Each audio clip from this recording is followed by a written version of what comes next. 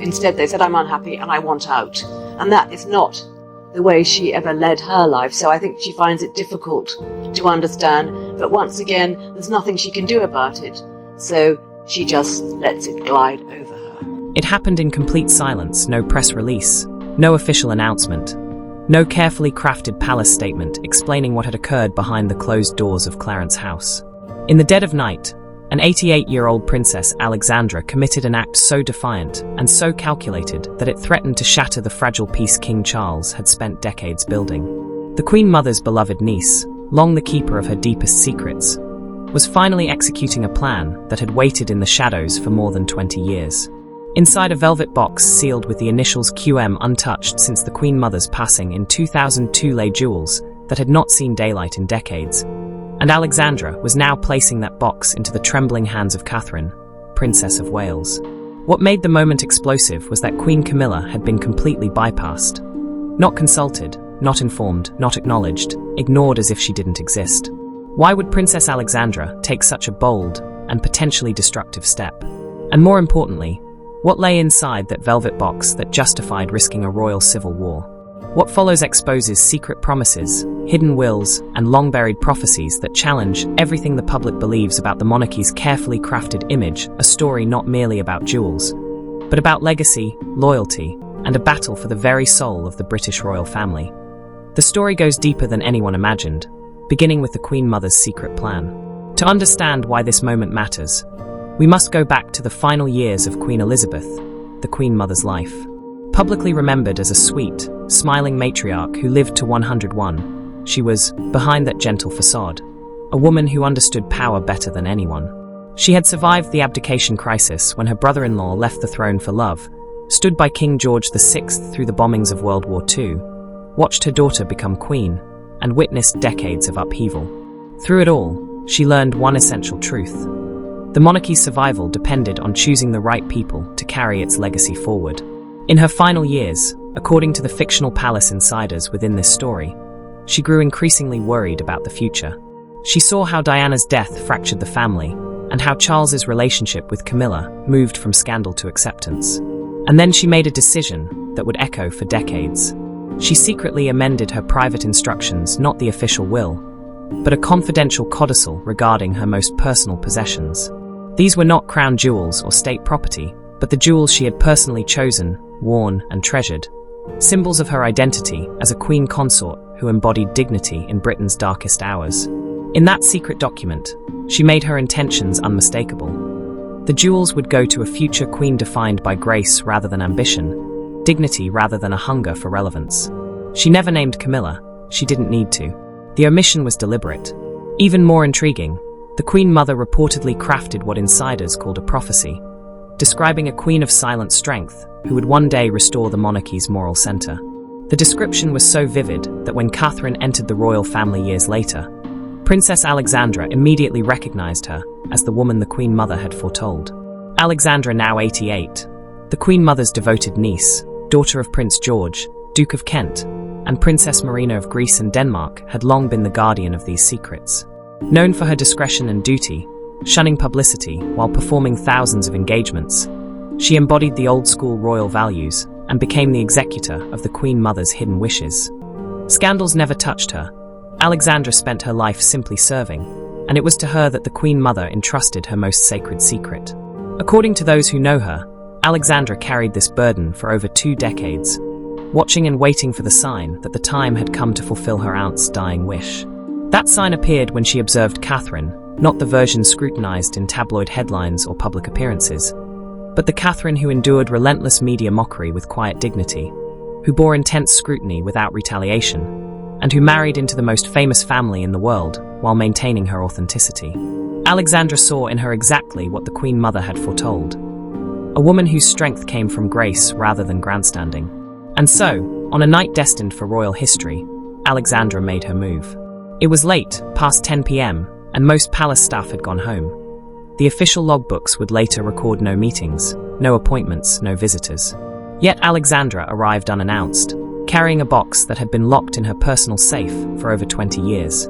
Catherine was alone, no aides, no security, no William, just herself. Some say the meeting had been arranged through secret channels. others that Alexandra simply appeared. Confident Catherine would understand the significance of an unexpected visit from a senior royal at such an unusual hour. What happened next would change the course of royal history. Alexandra placed the velvet box on the table, between them a work of art in deep burgundy velvet with brass hinges tarnished with age, the letters QM embossed in faded gold. "These belong to you," Alexandra reportedly said, not asked, stated. Catherine, according to later accounts, was speechless, immediately grasping the weight and implications of the gesture. "I can't," she reportedly began. "These should go to they go where she intended," Alexandra interrupted, her voice carrying the authority of 88 years of unwavering conviction. "Not where protocol dictates, but where she intended." Then Alexandra opened the box, revealing its contents. More than jewels. Inside lay history itself, a tangible link to a bygone era of royal dignity. This wasn't just any collection of jewels. At its center was the Queen Mother's guardian brooch, worn at Queen Elizabeth II's coronation in 1953 and at her most significant public appearances, symbolizing her role as the spiritual guardian of the monarchy's values. Missing from public view since her death, it had been assumed to be part of the crown's collection or stored in the royal vault, but Alexandra had been guarding it all along. The box also contained a strand of pearls the Queen Mother wore at her final public appearance, a pair of diamond earrings gifted by King George VI, a sapphire ring once owned by Queen Mary, and most strikingly, a folded piece of parchment sealed in wax. That letter, written in the Queen Mother's elegant handwriting on paper, yellowed with age, transformed the gift into an earth-shattering revelation. It read as a message to the future queen who wears grace, not pride, explaining that these jewels represented not wealth but worth, not power but principle, and had been worn by women who understood that service to the crown meant surrendering oneself to something greater than ambition. The letter continued. The recipient had been chosen, not by the Queen Mother herself, but by her own character, her willingness to endure without bitterness, serve without seeking glory, and love without losing herself. Wear these not as ornaments, but as reminders, it concluded. The monarchy's strength comes not from those who demand respect, but from those who earn it through quiet dignity. Guard the crown's conscience. That is the truest role of a queen. Signed simply Elizabeth R. Catherine reportedly read it 3 times, hands shaking, while Alexandra watched in silence. "She knew," Catherine finally whispered. "How did she know?"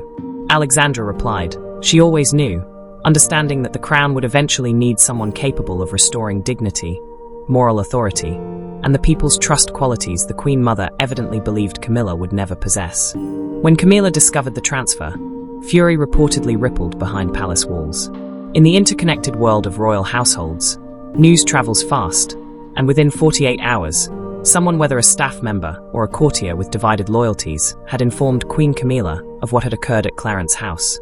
According to multiple palace sources, Camilla absolutely exploded. Staff present in the aftermath described a level of fury they had never before witnessed from her.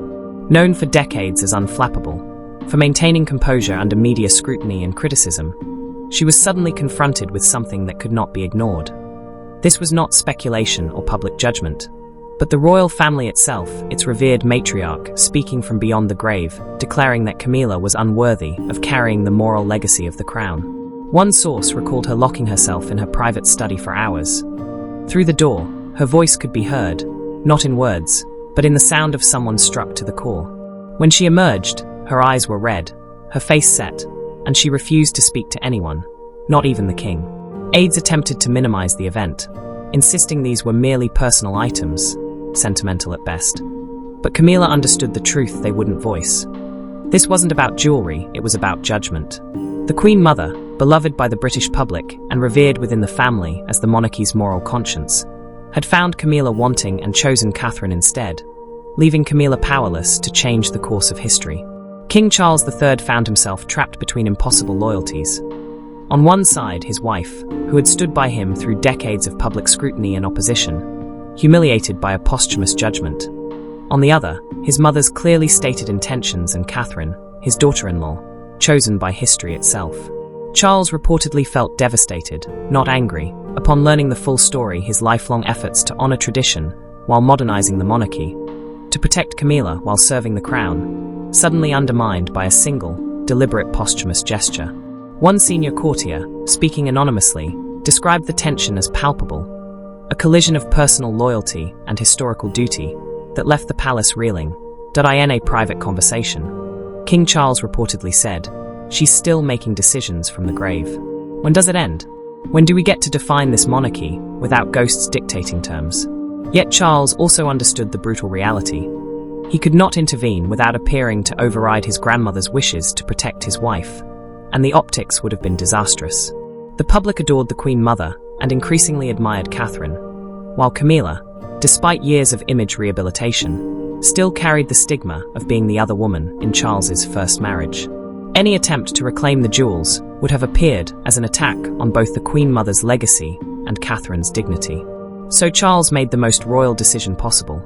He said and did nothing, a strategic silence born of necessity. While Charles wrestled with indecision, Prince William acted decisively. Protective of Catherine, he had witnessed her endure relentless media scrutiny, vilification, and the immense pressures of marrying into the royal family with poise. According to palace sources, William held a private meeting with his father, calmly laying out key points. The jewels had never belonged to Camilla, they were specifically designated for someone embodying the Queen Mother's values. Catherine did not seek them, manipulate, or scheme. They came to her because she fulfilled a prophecy predating her entry into the family. Undoing this would signal disrespect toward the Queen Mother's judgment, and some things were never Charles's to give, and therefore not his to take away. That last point reportedly left Charles speechless. William was not challenging his father's authority, but presenting a truth even Charles recognized, yet could not confront. His intervention was calculated brilliance, framing the situation as respecting the Queen Mother rather than taking sides, giving Charles a way to accept it without feeling disloyal to Camilla.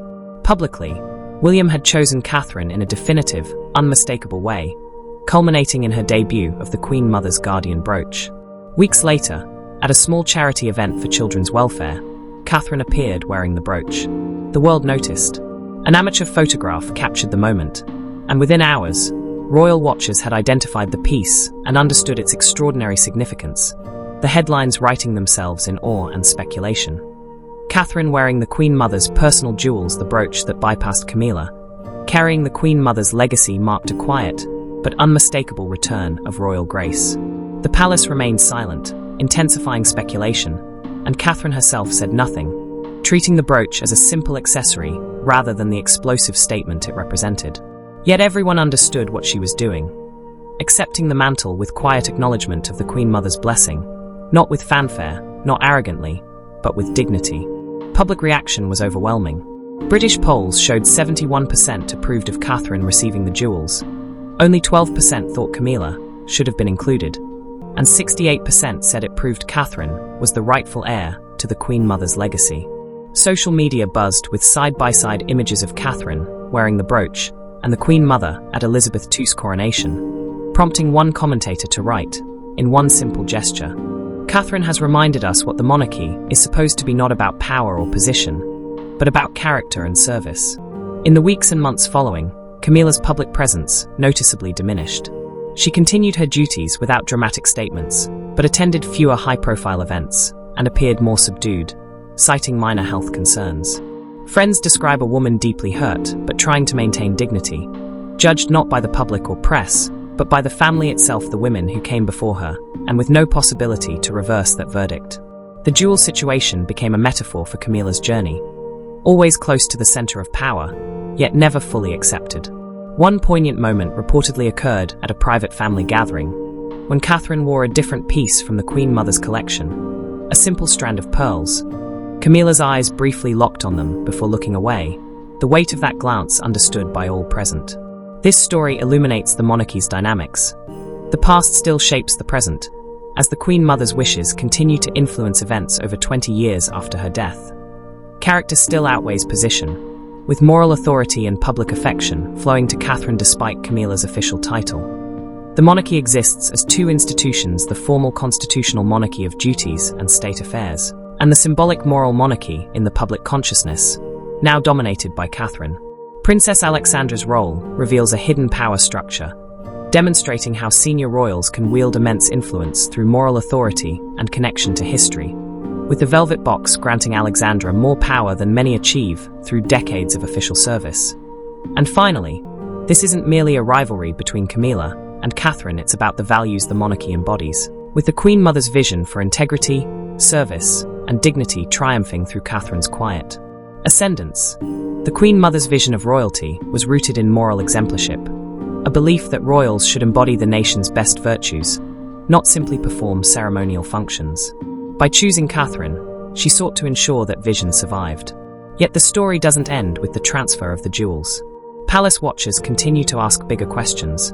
What else did the Queen Mother leave behind?